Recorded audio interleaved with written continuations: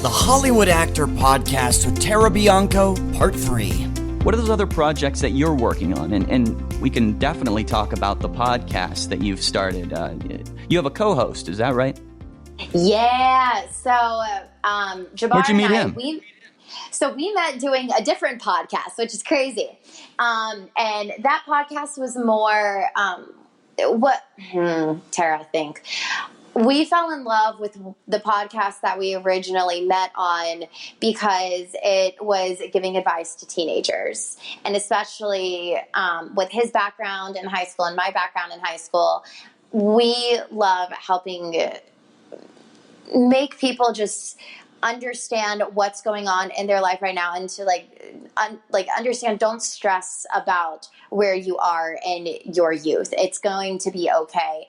Because we didn't really have a lot of people in their early 20s telling us, guys, once you get through it, this is where you're going to be and this is what's going to matter. And so that's what that podcast was all about, was just kids, writing in questions about relationships and family issues, school issues. And we would just talk about it and tell our experiences. And then hopefully, they find help within our answers.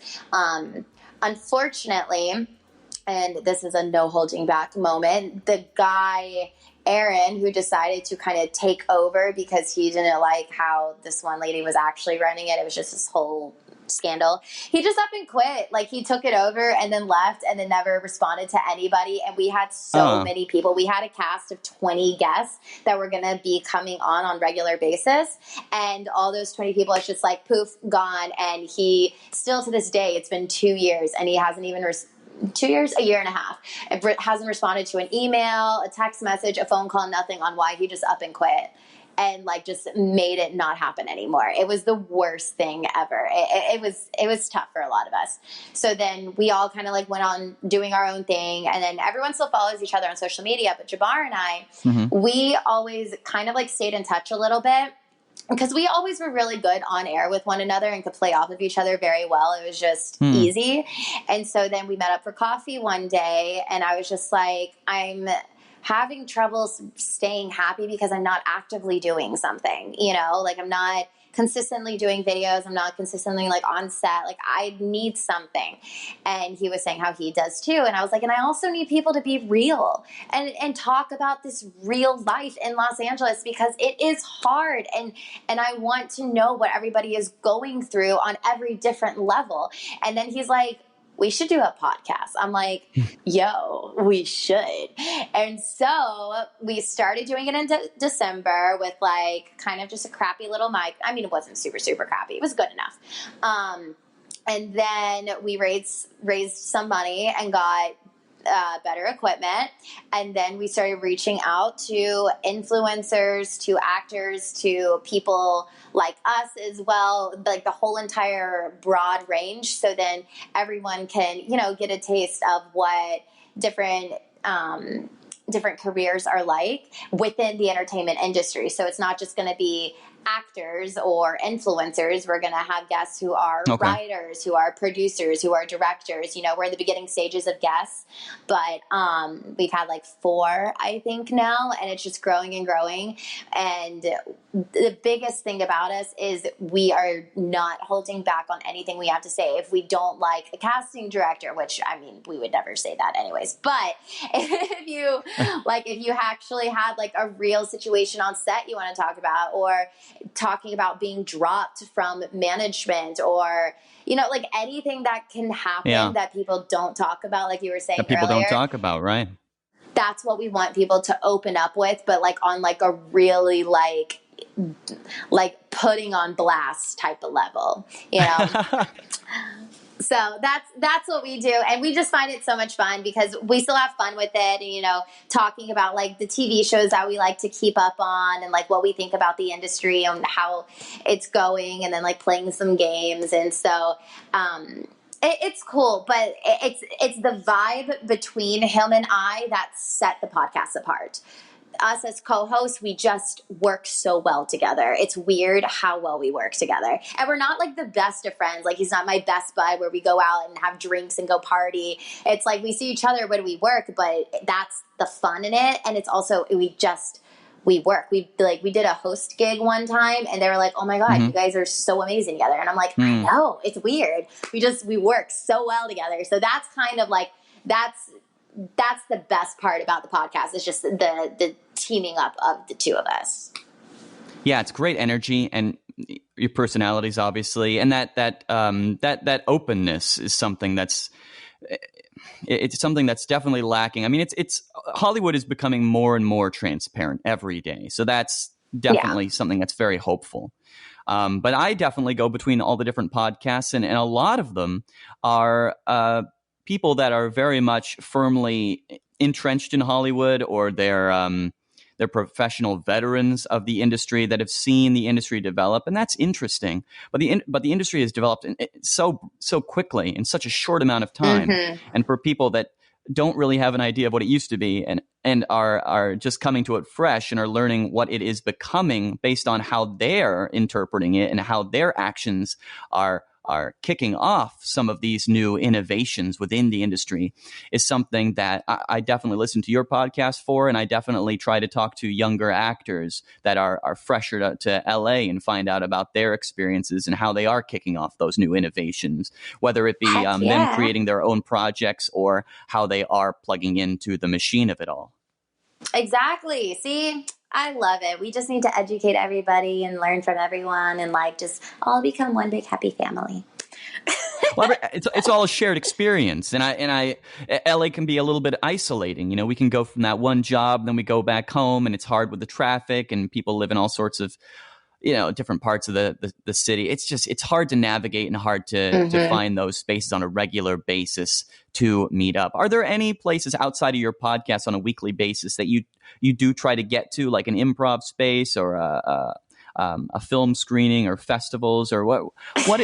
How do you? I know some of those might be less weekly and might be more annual, but how do you stay kind of plugged in and up to date on pop culture and your colleagues and the industry as a whole on a weekly basis? I'm going to be a horrible actor right now, and I'm just going to honestly say I don't.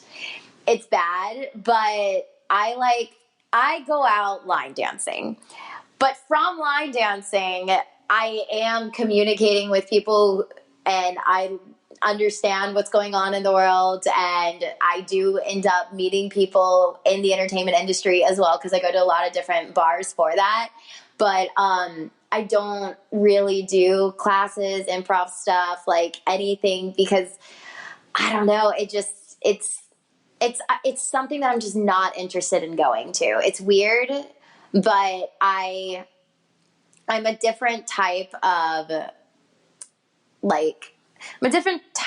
actor. I feel I never really fit in high school because I was different from everyone back where I'm from, because they weren't creative people like me, in the sense of wanting to be on television.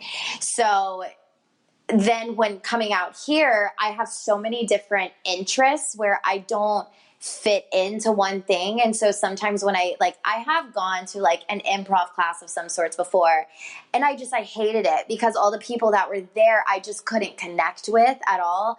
And I can do it and I can go and I'll learn, but I don't have as much fun as I would with something that I really love doing, which is line dancing. And that brings me my joy, and that keeps me from, not going into those kind of like depressive modes. And that's what fuels my happiness. Other than that, it really is reaching out to people from the podcast. And that's my way to stay in with everything, is social media. I don't really go anywhere for it. And I know I probably maybe should, but I just don't think that's going to happen. But I commend the people that do. I wish I could be like that. It's not something I'm interested in. Yeah. Sure. What are your thoughts? When you're talking about like connecting with people, and you're not connecting with the people at improv, you're connecting with people that are line dancing. Are those the type of people that go to line dancing, or the types of people that are going to improv, or is it that activity in and of itself? I think it's a mixture of both. Mixture of both? Yeah. But I will say I'm at a spot right now where my happiness outside of acting is more important at this very moment. Like, because I was saying earlier, it's just been a little bit more of a dry spell for me because I'm in that transition area of being a teenager to adult roles, but it's very, very hard for me right now. So that's why I'm trying to figure out, okay, where do I need to go and what do I need to do to be happy and what is it? Taking classes and doing improv stuff, that's more acting and that's not giving me a day-to-day life and a potential opportunity to do Right. I something get you. else to gain money. Yeah. And so I'm trying to figure out other things in the creative field, whether that be like influencer marketing, social media, consulting, anything in creation or this entertainment industry is what I'm trying to do. But it's going to be in the realm of country. Like I would love to work for Go Country 105 or for CMT if I could move to Nashville. Like stuff like that is what's Yeah. entertaining to me because ultimately that can lead back into acting. It can lead into anything. But that's, I think, why I go out line dancing is because that can connect me to another source of happiness that I really, truly need. So, yeah. And it has nothing to do with your business. It has nothing to do with your profession. It has to do with your Exactly. solely your happiness here in the city of Los Angeles. Yeah. If I don't go out line dancing, like you can tell. You can tell. A lot of people say It's that with bad. yoga, but you're line dancing. Okay. Yeah, it's weird. I know. Like I'm that oddball. There's not a lot of actors that do it because once no one knew. Like I went to Borderline a lot before the shooting happened, and no one there knew who I was. Knew absolutely anything about my life, what I do. I would go there. I would dance. I would have fun. They all knew me to just come and pick up dances. They're like, "Oh, have you danced before?" I was like, "Yeah, I used to dance when I was younger," and that's all I would say. I would never lead into I've been on television. Still to this day, I don't even think half of them actually know. Like I've had national commercials and I've been on television. I don't think they know that. And it was amazing because I just got to connect with people who had a love of line dancing like I do. And it's just amazing. And the community that I have been able to be a part of from that, it's just lifted my spirits up so much. And so like, that's what I focus on as much as I can. So yeah. That's really cool. We all have to find those whatever that thing is that we identify with, or that is our like happy space that we're coming from personally.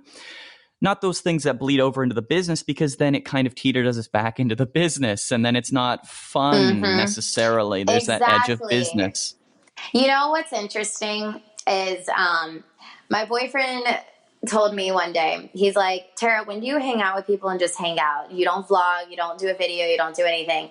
And it really hit home with me because I was like, shoot, I don't. It's only when I go out line dancing. Now, he doesn't go with me, so we can't really do that together. But that stuck with me so much to where I try not to do anything creative anymore as much. And I just want to live life and find other ways to make sure, like financially, I'll be okay, or professionally, I'll be okay, while still having fun and living my life. It's hard because I want to go live my life. You know how those like influencers do, and like they have those brand deals, and so they can go and travel, but they're making money from doing that. Yeah. That's something that's very intriguing to me, and I'm trying to learn more in that realm, but I need to figure out my realm first, which is like my brand of loving country music and stuff like that. So how can I take the love of what I do as a hobby and transition it into like some professional career opportunity in a sense, but from not focusing on the entertainment part of it and focusing just on the happiness of it.